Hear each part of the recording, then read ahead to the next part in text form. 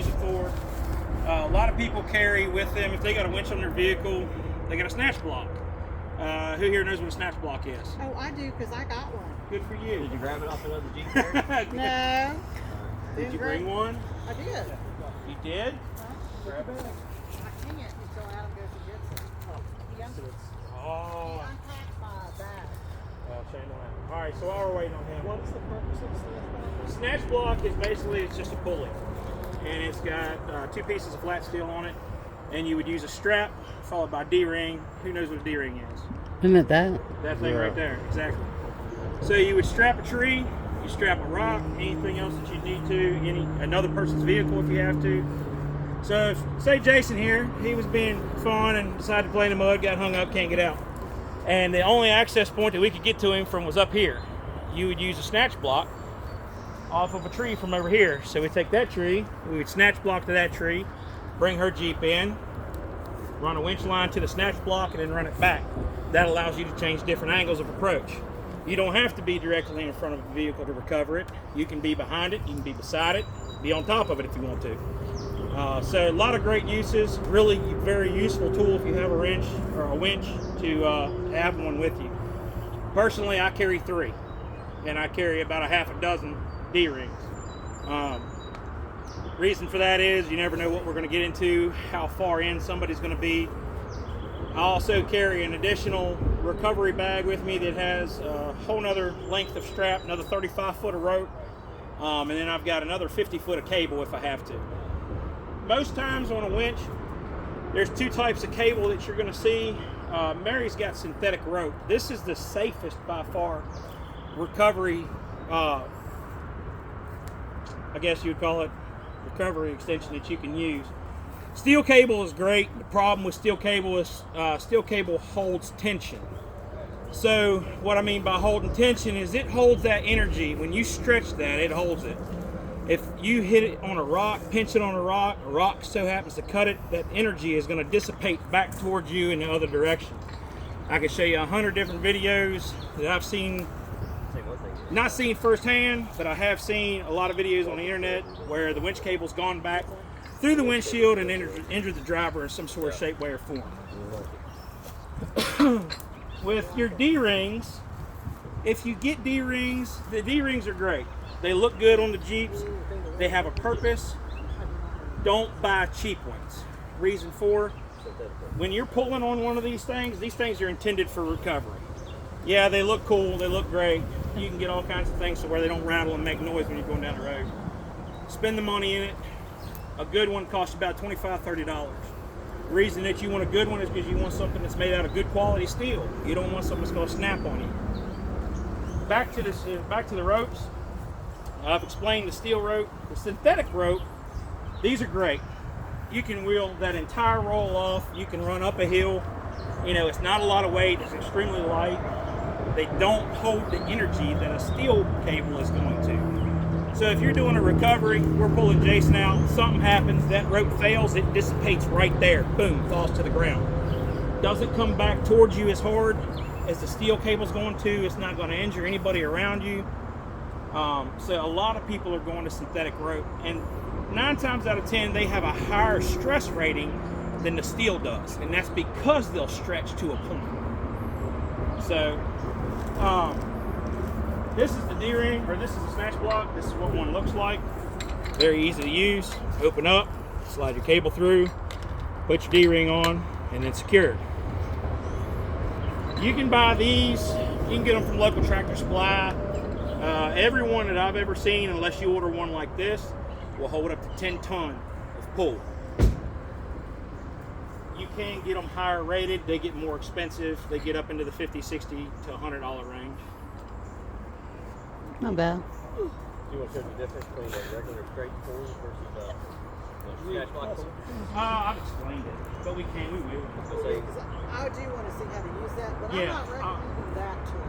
No, we'll go to something just go cleaner. We'll pull him out with a straight pull, and then after we do this, I'll set up another one, and then we'll go with a snatch block so you guys can get an idea of that. So, for those of you, if y'all want to come in and look a little closer so you can get a better view. Winch is nothing more than a cable, a hook, electronic motor, and some wires. It's really all with some gear reduction in it. Power wire, ground wire, signal wire. This is your control box. This is what your controller plugs into. You have a lock and a free spool. Lock will not allow it to roll out. If it's in lock position, it will only operate in or out by the switch, which we don't have to start. If you plug this in, if it's placed,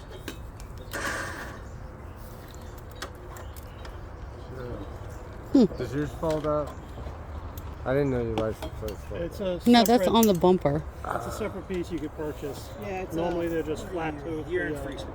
bumper. So, free spool does nothing. The motor inside turns, but this lever controls that.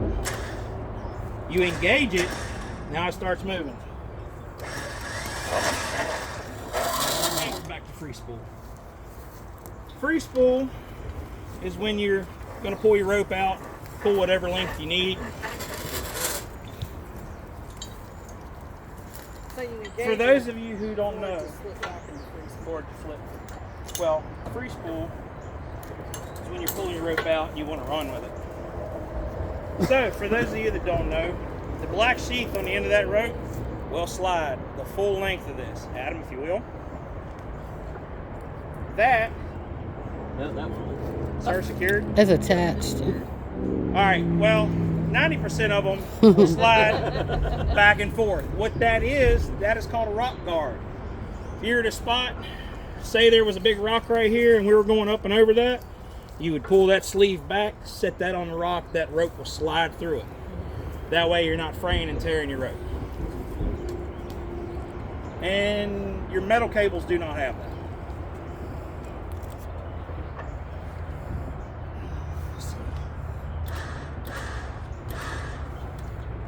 Why is yours? You haven't used it, have you? I mean, that's a good thing and a bad thing. No, we've used Zach's. Okay. Got it. So, whenever you're reeling your winch back in, you don't have to keep 1,000 pounds of pressure on it. You want to keep about the way Adam's leaning against it. Keep it nice and neat. You want to run it back and forth, nice and smooth, just like a water hose. What that does is it keeps it from pinching, because these things do have a tendency when you put load on, it'll pull itself in between two pieces of rope, gets jammed up, then you're out here just heaving on it, and you're hung up, and you're like, oh man, I can't get this out. It's a big problem. So, once you're snug is not tight. Snug, you can still move the rope. This is where you would start yours. Started so you don't pull the battery down. So, Start it so you don't pull the The battery. reason that you're running it is because the winch draws a lot of power. Draws a lot of amps, draws a lot of volts, and can kill a normal battery in a matter of minutes. You haul on this thing for 5 minutes, doing a recovery, then try to start your Jeep, it's going to be sluggish. So if you don't have a deep cycle battery, then you want to have it running. Would you please get in? I don't want to put all that pressure on this transmission. If you're doing a recovery on somebody, you want your vehicle running, e-brake set, and inside holding a foot brake. Another way that you can do this is if you have a tree nearby, you can strap the rear of your vehicle.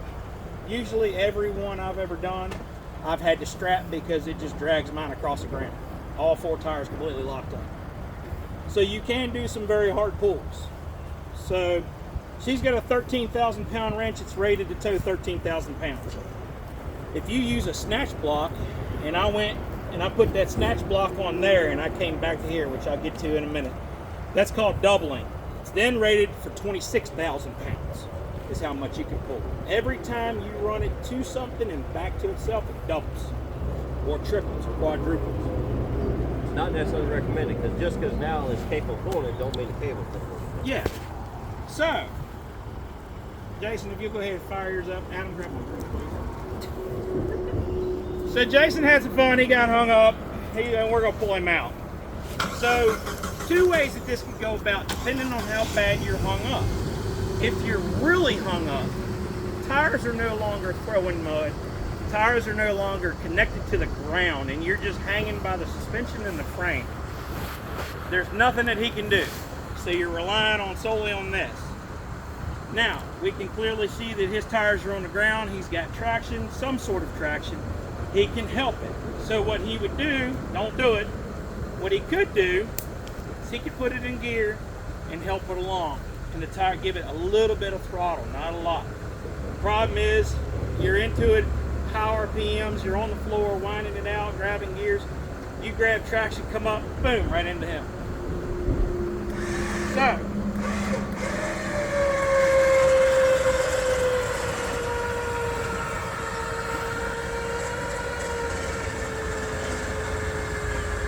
Cable? at any point, cable, this is now tight.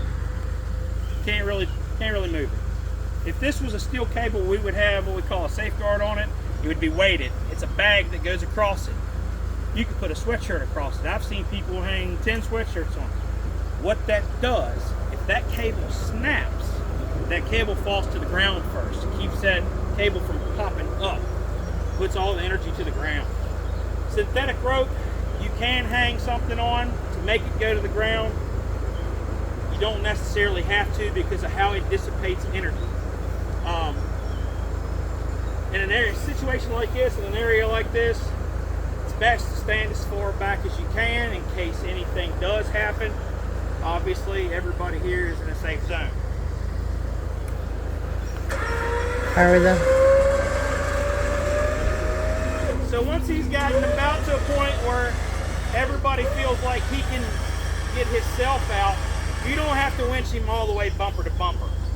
He's in four-wheel drive now. I've gotten him out of the hole.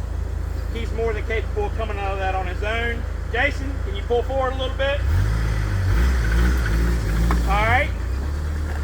Now he's recovered. We're done. At that point, you'll disconnect from the other vehicle, reel your winch back in,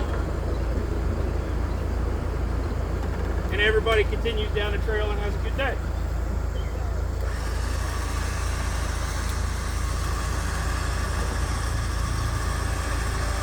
Who wants to recover?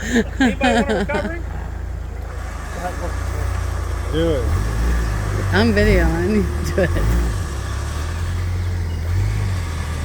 Good. Oh. It Okay. does not get better. It only gets deeper. And now you are stuck. Probably. Come on out. Might want to watch out. It stinks. Oh my. Yeah, come out. Come on, you can move it. I got to look here. You got it full load?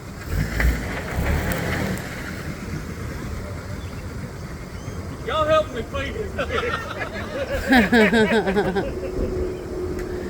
Now, he's actually stuck. He's not coming out. Who wants to pull him out? I've done it 100 times. Anybody else?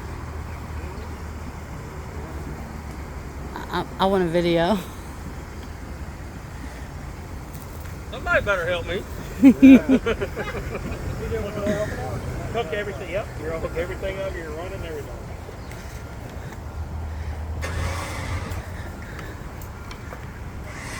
Go ahead and free spool.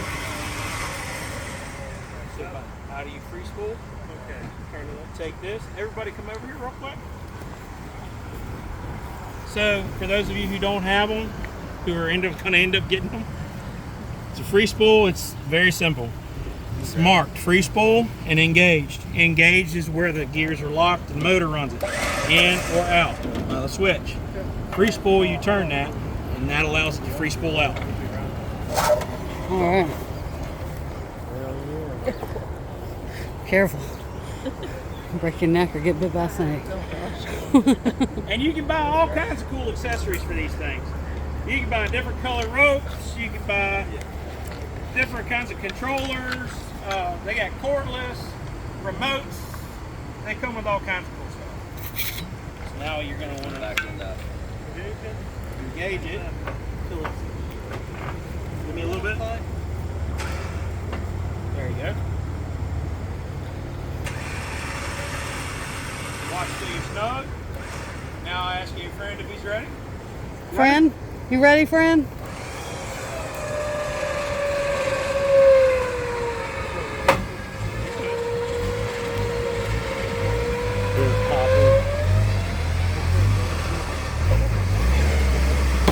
Whoop. Casualty. The water Good? bottle. He's good.